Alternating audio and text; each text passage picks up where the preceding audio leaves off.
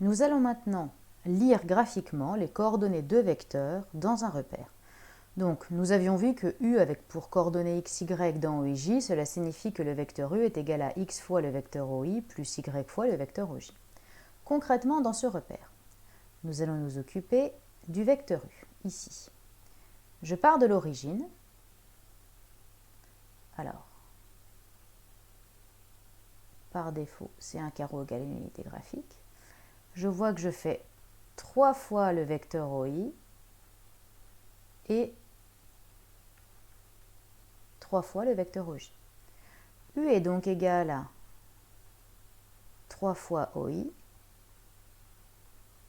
plus 3 fois OJ. Donc U a pour coordonnées 3, 3. Maintenant, le vecteur V. Il est ici. Je pars toujours de son origine, attention.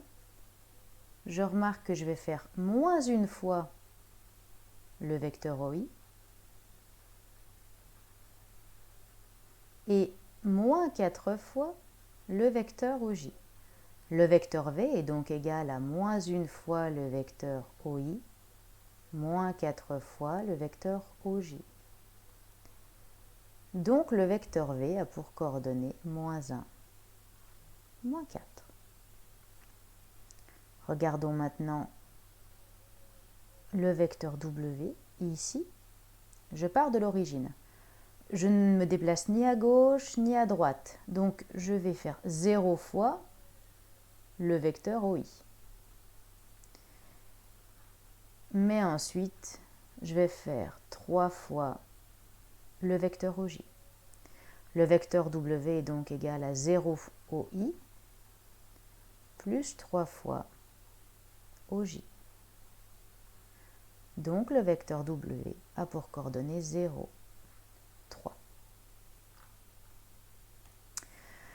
Prenons maintenant le vecteur A, ici.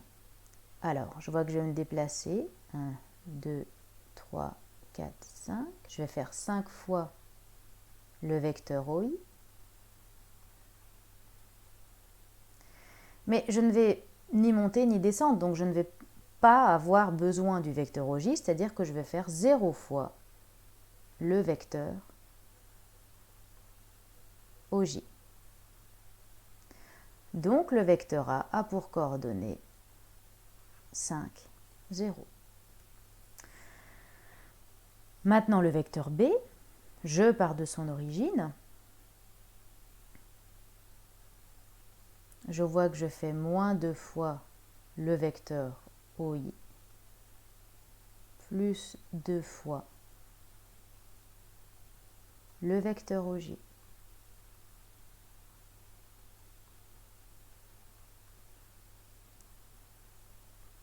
Donc le vecteur B a pour coordonnées moins 2, 2. Pour terminer, je m'occupe du vecteur C ici. Je pars de l'origine. Je vois que je fais une fois le vecteur OI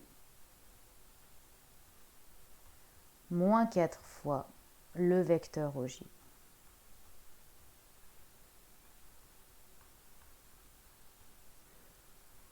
J'en déduis que le vecteur C a pour coordonnées 1, moins 4. Voilà, maintenant vous savez lire les coordonnées d'un vecteur dans un repère.